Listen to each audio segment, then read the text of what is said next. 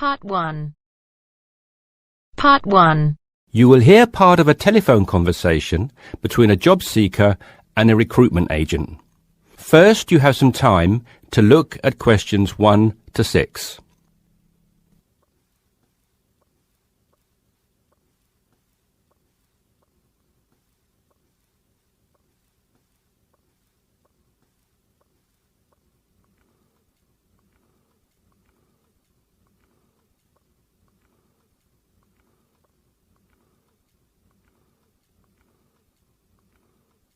You should answer the questions as you listen because you will not hear the recording a second time.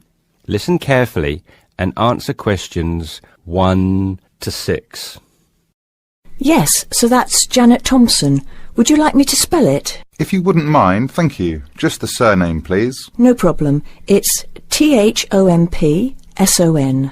Great. Now, Janet, before we go through the openings I have here in front of me, might I just take a few more details to complete your profile on my system? Of course. What would you like to know? Well, let's start with your email address, please. OK, janthompson@hort.net. I see. Is that Jan as in Jan? No, that wasn't available. I had to make do with Jann. Here, let me spell it for you again, just to be sure. JANNTHOMPSON@hort.net. Much obliged. And could I ask, do you have your referee details to hand? Yes, what do you need? I need one work reference and one character reference from a friend or colleague. OK, for a work reference, there's Jane Foote. She's my former boss at Bermuda Girls' School, head of English. OK. My personal referee is Monica Carbody.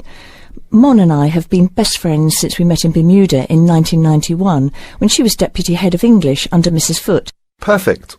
And you mentioned, of course, that you're an English teacher, but are there any additional subjects you're qualified to teach?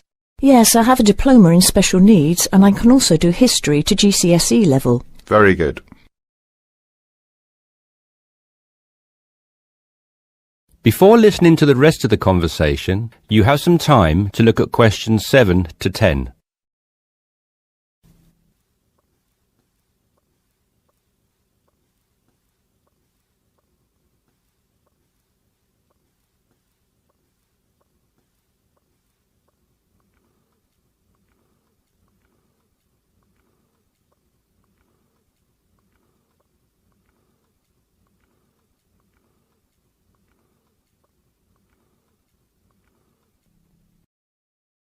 Now listen and answer questions 7 to 10. Do you think I stand a good chance of finding something? Oh, better than good. In fact, we have some positions we can offer you today. You see, it's not so difficult to find a temporary role. Tell you the truth, there are plenty of them around, but getting a permanent position will prove a little more trying, though. Would you be prepared to take up a position short-term? Of course, anything that pays. Excellent. Well, there are 3 positions that I can offer you right now. The first is a teacher of English in LaSalle School. I'm sure you know it, right in the city centre. Yes, near where I live, actually. Even better. Well, it's a 6-month contract, and the very attractive thing about this role is that the head of English at LaSalle will, if she's satisfied with your performance after 6 months, offer to make you a permanent member of staff. Wow, that's food for thought. It certainly is, bearing in mind what I said before about how hard it is to find a permanent role. The second position I have to offer you is in a school near Chelsea. It's called the Chelsea Free School. Are you familiar? I can't say that I've heard of it. Well, this contract is for 1 year, which is a lot better, looking at it from a short-term job security perspective, than the first role I mentioned. But you also have to realise that you are a temporary replacement for a female teacher who has taken maternity leave. There is no prospect of the position being made permanent. I see. I have one other vacancy at the minute, though I doubt you'll find it quite so appealing. It's situated in rural Cambridgeshire. I'll spell that just in case you want to take it down. CAMBRIDGESHIRE. And the school simply goes by the name Cambridge, though it's not in any way related to the other more well-known establishment of the same name. I was just going to ask that. What a lovely location, though, eh? Yes, but there's a catch. It's only a 6-week contract to cover for someone on extended sick leave. I see. Well, I guess that's ruled out then. What sort of salary can I... That is the end of part 1. You now have half a minute to check your answers.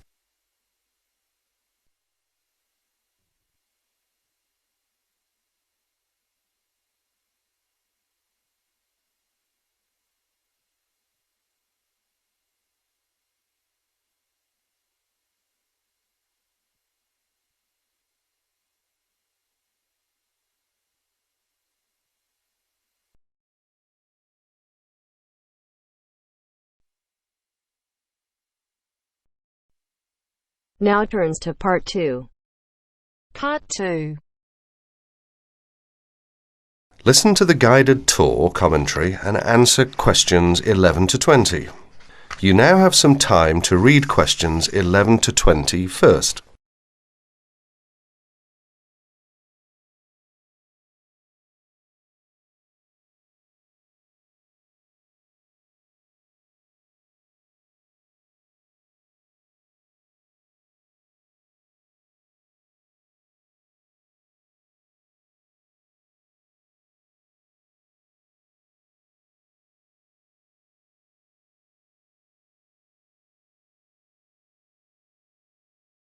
Welcome to the library tour. We'll begin our tour of this level of the library here at the entrance. Then we'll go in a clockwise direction. So, first of all, over here on the left, next to the entrance, is a touchscreen information service. These computers can be used at any time to get general information about the library and how it works. In front of the touchscreen information service are the catalogues. As you can see, it's a computerised catalogue system and it's very easy to use. The catalogues are linked up to the other libraries at the university, so make sure you check which library a book is in when you are trying to locate a particular item. Next, along here on the left, we have the circulation desk for borrowing and returning books. The returns area, the place for returned books and other items, is at the end of the circulation desk, near closed reserve. Closed reserve, as most of you probably know, is a collection of books that are in high demand, so they are on restricted circulation. If a book is on closed reserve, you can only borrow it to use within the library for 3 hours at a time. Over there in the corner are the shelves for newspapers. The library has an extensive collection of local and international English language newspapers. They are kept on those shelves for 1 month and then stored elsewhere. As we continue on our tour, around to the right, this large central section is the reference section. Reference texts cannot be borrowed for use outside the library. They must be used within the library. All these shelves in the centre of this level are the reference section. Now, the stairs here on the left lead to level 2 only. On level 2 are most of the law books. To go up to the other levels of the library, you have to use a lift. Beside the stairs are the restrooms for this floor. Now, as we walk around this corner to the right, this large room on the left is the Audio-Visual Resource Centre. You can come here if you wish to listen to a tape or watch one of the library's videos. Next to the Audio-Visual Resource Centre is the photocopying room. There are 15 copiers for student use, and we've recently added a colour copier. The system for copying uses cards, not coins. You can buy a photocopy card from the technician in charge of the photocopying room, or from the information desk if he isn't here at the time. On our right, these work tables are for student use, especially for small groups to work together, or you and your colleagues can use the conference room, which is that small room there next to the lockers. You can work on group projects in the conference room without disturbing anyone, and there's a conference room on each level of the library. The round desk in front of the lockers is the information desk. If you need help using the catalogues, or you need to organise a loan from another library, the information desk is the place to come. And finally, here, beside the exit doors, these 2 shelves contain current magazines and journals. Like the newspapers, they are kept here for a time and then stored elsewhere. OK, that's the end of the tour of this level of the library. I'll leave you to look around yourselves now, and if you need any further help, please ask at the information desk. That is the end of part 2. You now have half a minute to check your answers.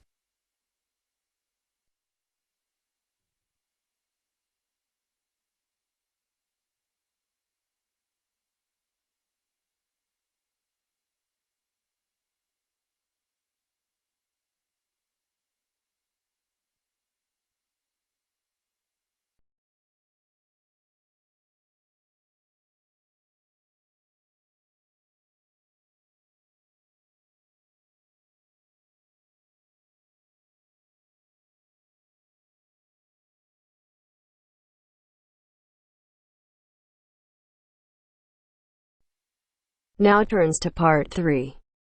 Part 3. You will hear two business studies students, Evelyn and Mark, preparing for a seminar presentation. Before you hear the conversation, you have some time to look at questions 21 to 25.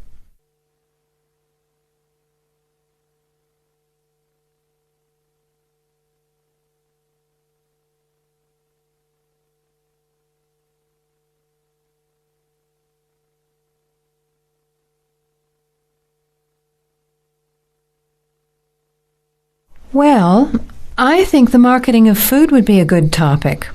I read a very interesting article the other day about the Canadian food market. I suppose everybody's interested in food, even if it's trying not to eat.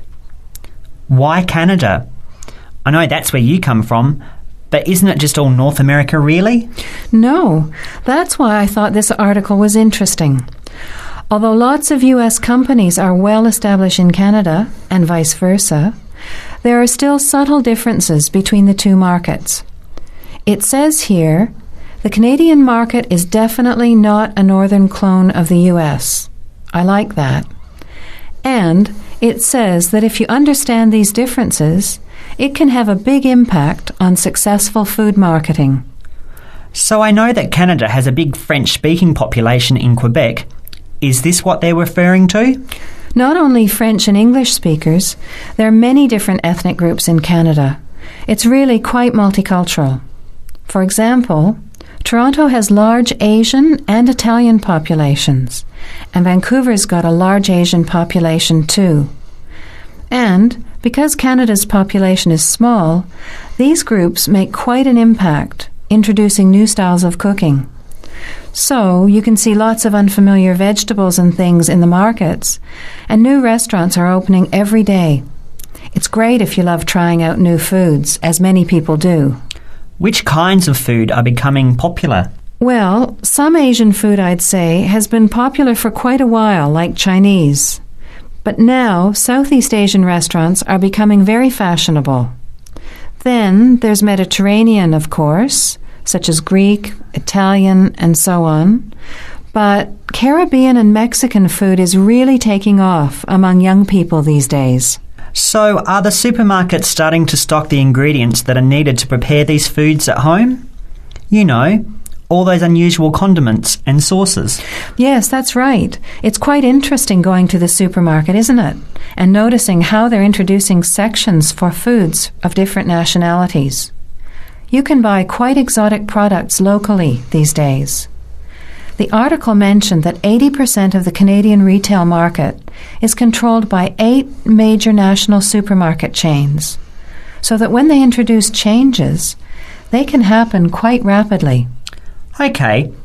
Well, how are we going to organise this seminar then? I made some notes on the trends in the Canadian market, about changing tastes, and also patterns for where food is consumed. I thought maybe we could summarize it into a chart or table, and maybe use the overhead projector to present it. Good idea. Maybe I could have a look for similar trends and tastes in Australia and the UK for comparison. Let's have a look at what you found. Before the conversation continues, You have some time to look at questions 26 to 30.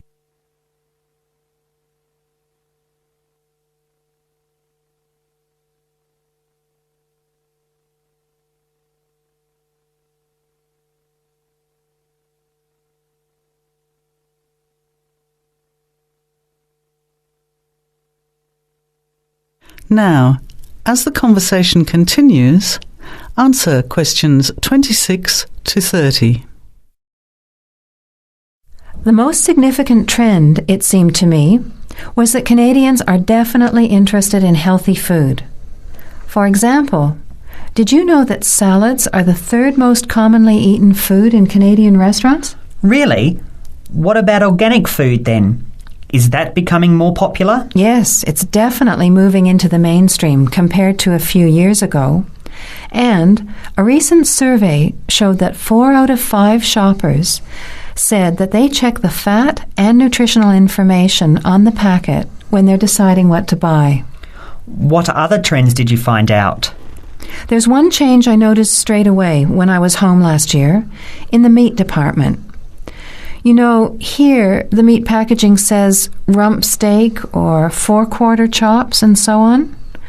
Well, they discovered that most consumers these days didn't know what to do with these roasts and rounds and ribs.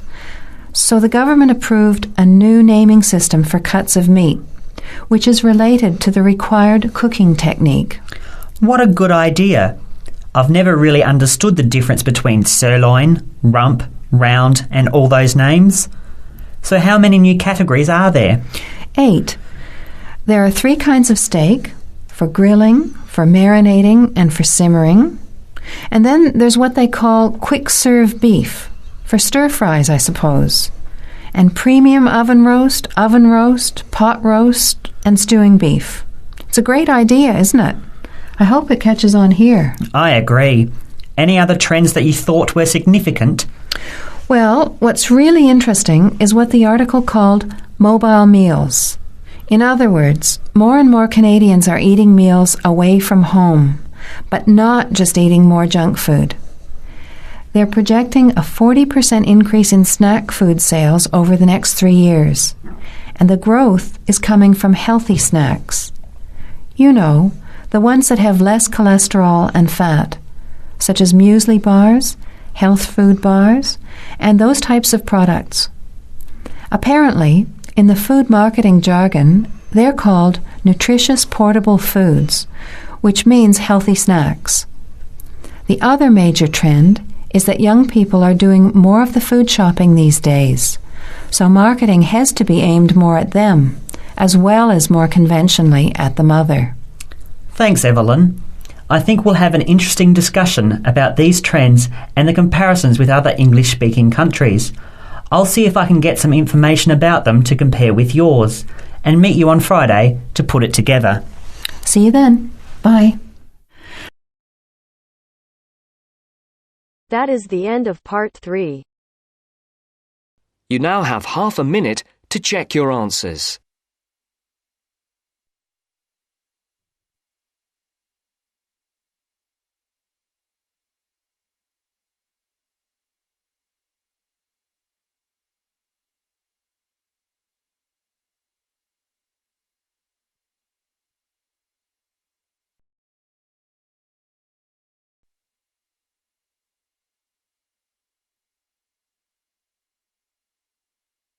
Now turns to part 4. Part 4. You will hear a postgraduate psychology student talking to other students about a job satisfaction study he has investigated. Before you listen, you have some time to look at questions 31 to 40.